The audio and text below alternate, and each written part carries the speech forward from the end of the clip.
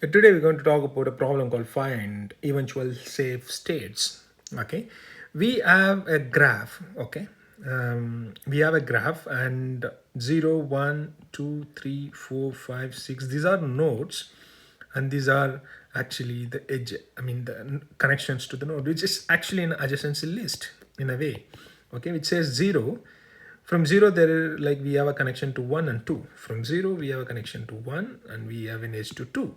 From 1 we have edge to 2 and we have edge to 3. That's what this graph is saying.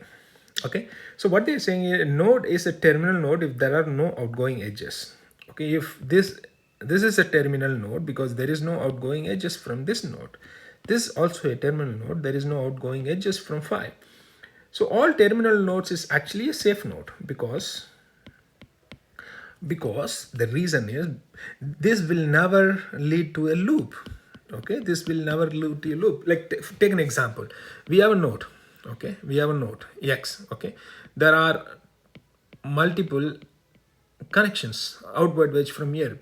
All these edges should not lead to loop. If it is not going to lead to loop, and this edge we can call it as a safe node.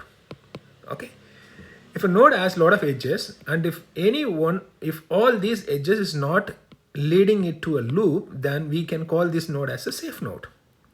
Okay, if the node does not have any outgoing edge, then that also we can call it as a safe node. That's the whole problem is that's what, like if you understand this, then the entire problem is solved. Okay, let's talk about how do we do that. Okay, take this example. We have a 0. We start from here. Okay, we start from here and we go to 1. Okay, because we have multiple edges, we have only one outward edge from 0 to 1. From 1 there are 2 edges, 2 to 3. First we'll explore 2.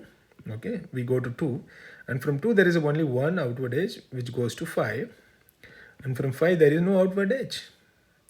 If there is no outward edge, then we can call it as a safe node. Okay, let's have a safe node, and 5 is actually a safe node. So since there is no outward edge from here, we backtrack, come to 2, right? We backtrack and come to 2, and from 2 there is only one outward edge which we explored. There is no other edges. All edges doesn't lead to loop, then we call 2 is also a safe node. From 2 we backtrack to 1. 1 has 2 edges, like one which goes to 2 and which goes to 3. Whatever goes to 2 we already explored and we are good.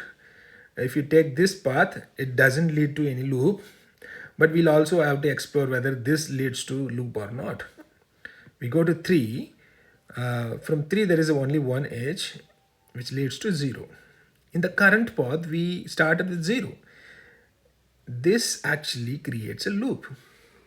Okay, then what we have to do is like this is not going to be a safe node. 3 is not a safe node.